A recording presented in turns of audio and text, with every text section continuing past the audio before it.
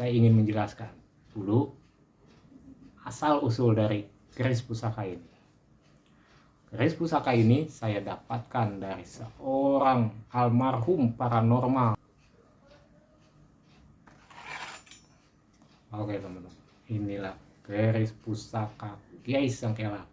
Keris pusaka ini sudah bersertifikat atau berkatalog dari Museum Pusaka Taman Mini Indonesia Indah.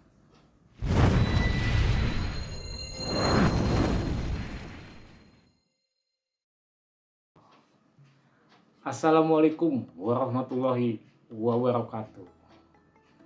Berjumpa kembali bersama saya dari Keris Sakti Channel.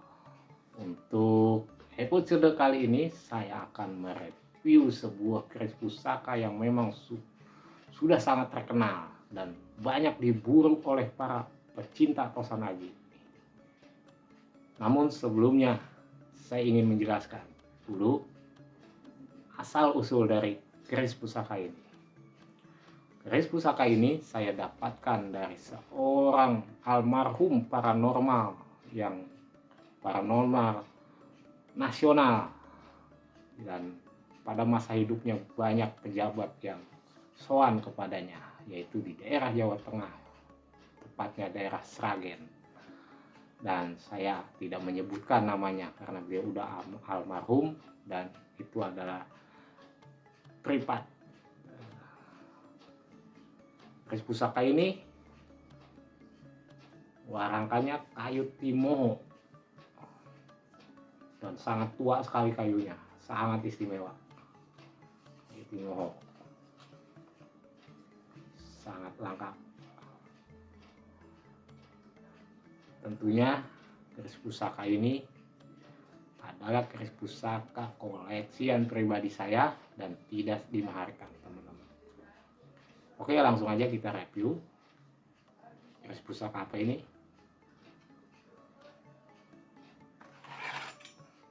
Oke teman-teman, inilah keris pusaka Kiai Sengkelak. Sangat istimewa, garaknya sangat istimewa teman-teman. Pamornya mubiar, bedeling.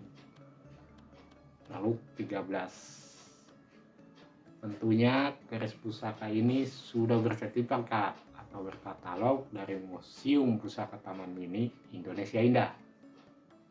Saya mereview keris pusaka ini berdasarkan fakta dan data yang otentik.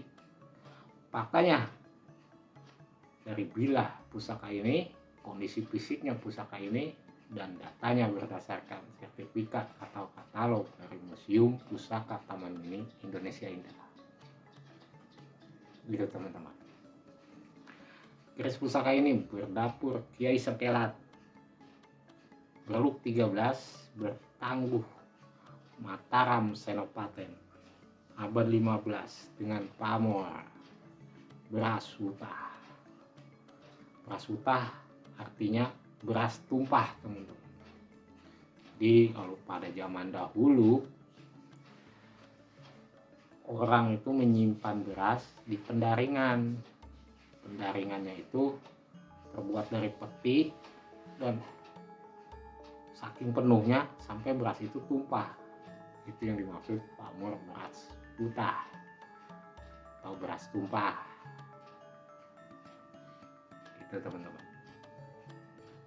Dalam sejarahnya keris Kiai Sengkelak, saya akan bicara sejarah keris Kiai Sengkelak berdasarkan versi yang saya ketahui, yaitu versi Wali Songo, yaitu Sunan Ampel. Jadi dalam sejarahnya banyak versi, namun yang versi Sunan Ampel, dalam sejarahnya Sunan Ampel itu mendapatkan besi atau apa ya, pokoknya besi, batang besi seperti tongkat. Dan setelah dia melakukan tirakat, dia mendapatkan petunjuk bahwa besi itu adalah tongkatnya Nabi Muhammad ketika dia mengembala kambing, teman-teman. Yang Sunan Ampel dapatkan itu. Kemudian beliau menyerahkan besi itu kepada Supo Mandragi untuk minta dibuatkan sebuah pedang. Namun singkat cerita, Empu Supo Mandragi merasa sangat sayang apabila besi itu dibuat pedang, karena bagus dan bahan besinya itu sangat bagus. Lalu dibuatlah sebilah keris oleh beliau dengan berluk 13. Singkat cerita, jadilah keris itu dan diserahkan kepada Sunan Ampel. Nah, singkat cerita, pas dilihat oleh Sunan Ampel, ternyata tidak sesuai dengan apa yang dia inginkan, yang dia pesan. Karena yang dia pesan, yang dia inginkan adalah dibuatkan sebilah pedang. Dan kebetulan beliau itu memang berasal dari wilayah Timur Tengah dan menyebarkan Islam di tanah Jawa. Jadi keris itu dinamakan oleh Sunan Ampel Sengkelat, yang artinya sengkel hati, karena dia merasa kecewa, tapi tidak marah, cuma kecewa karena tidak sesuai yang dia inginkan. Dia inginnya pedang, tapi dibuatkannya keris oleh muridnya, yaitu Empu Supo Mandragi. Itu menurut sejarah yang saya tahu versi Sunan Ampel. Lalu singkat cerita, oleh Sunan Ampel diperintahkanlah Empu Supo Mandragi menyerahkan keris itu kepada Raja Majapahit, yaitu pada masa kepemimpinan Prabu Brawijaya V. Lalu berangkatlah Empu Supo Mandragi untuk menyerahkan keris itu kepada Prabu Brawijaya V. Singkat cerita, diserahkanlah keris itu sebagai tanda cendramata dari Sunan Ampel, dan Prabu Brawijaya V setelah melihat sangat senang dengan keris yang diberikan oleh Sunan Ampel. Saking senangnya, lalu Prabu Brawijaya V memerintahkan kepada para pengikutnya untuk menyimpan keris Kiai Sengkelat itu di tempat yang memang khusus untuk penyimpanan pusaka-pusaka kerajaan yang menjadi simbol kerajaan. Begitu teman-teman. Dan itu singkat cerita dari keris Kiai Sengkelat yang versi Sunan Ampel. Ada juga yang saya dengar ada cerita keris Kiai Sengkelat yang versi Sunan Kalijogo. Namun yang saya tahu kalau versi Sunan Kalijogo adalah keris Carubuk, bukan keris Kiai Sengkelat. Gitu, teman-teman. Namun kalau keris Kiai Sengkelat yang saya tahu adalah sejarah dari Sunan Ampel. Gitu, teman-teman. Keris Kiai Sengkelat itu ibaratnya rakyat, teman-teman. Simbol dari suara rakyat, kedaulatan rakyat. Jadi simbol rakyat, buluk 13. Jadi suara rakyat adalah suara yang memang harus dijalankan oleh para pemimpin. Apabila rakyat marah, maka jatuhlah kekuasaan pemimpin itu. Gitu teman-teman, singkat ceritanya. Jadi keris pusaka Sengkelat itu dalam sejarahnya seperti itu. Dan keris pusaka Sengkelat ini sangat istimewa.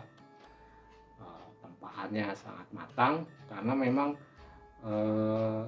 di era Mataram Senopati itu masa-masa peralihan dari Majapahit ke Mataram, masa-masa peralihan. Dan masa-masa akhir dari kerajaan Majapahit, dan empu-empunya pun masih banyak empu-empu Mojopahit gitu. Jadi ya, besar kemungkinan empu daripada yang menciptakan keris Gaisang Gelap ini adalah empu dari Mojopahit juga teman-teman, dan dari garapnya pun sangat istimewa begitu teman-teman.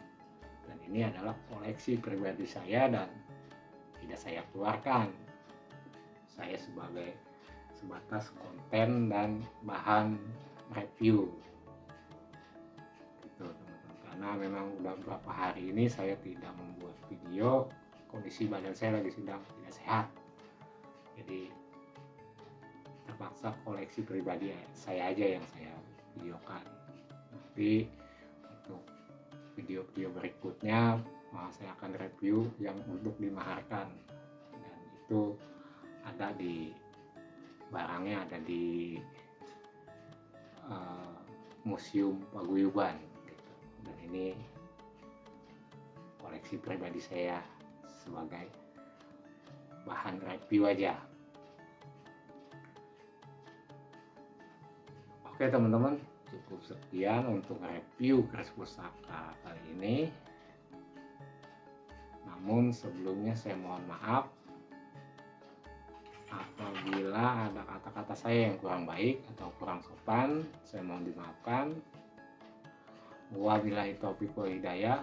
Wassalamualaikum warahmatullahi wabarakatuh.